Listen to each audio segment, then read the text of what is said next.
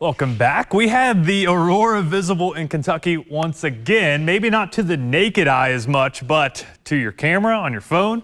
This was the view in northeast Kentucky. Thank you to Teresa for sending in that photo right around 8 o'clock. Another person submitted one from central Kentucky and told me it was visible right around midnight. So yeah, we had the chance last night. If you have any of those photos, send them to our ABC 36 Weather Watchers Facebook group. Looking at 3 things you need to know weather-wise. Really, I could stop here with our local forecast. Chilly nights, pleasant afternoons. That's on the way all week long. Dry weather is expected. And the big question is, when will we see a pattern change? And I don't really see a significant one on the way until at least the middle of next week across the region.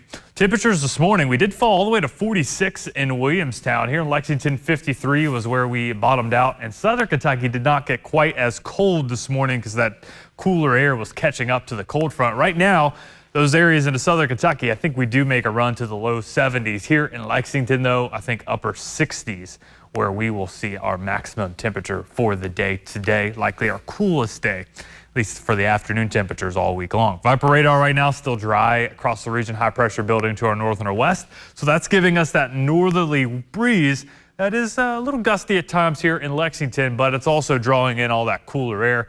Temperatures today peaking right around the upper 60s. Then looking at your Tuesday morning, low 40s to begin the day.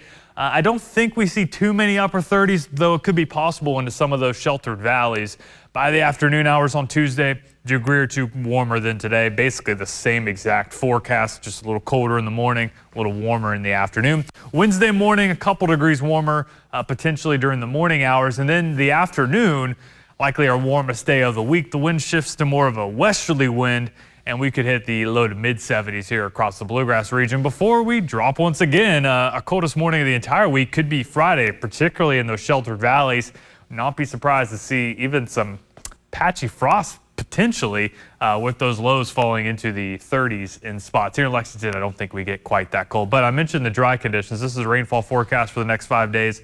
A whole lot of nothing. And here's an update on Milton, now a Category 5 hurricane. This time yesterday, it was a tropical storm.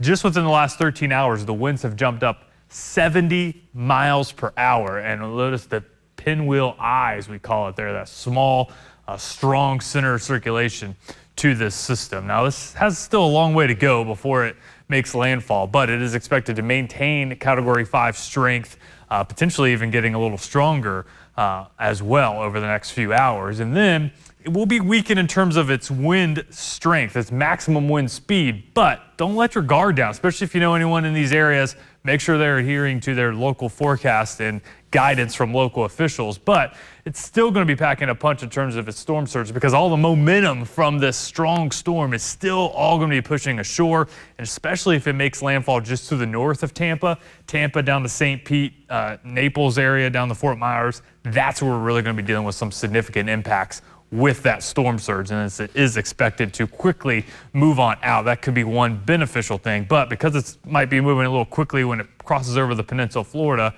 that means it could maintain hurricane strength over land, so providing more impacts towards the Orlando area. For today, those sunny skies, much cooler for us here locally. Tonight we fall into the mid 40s.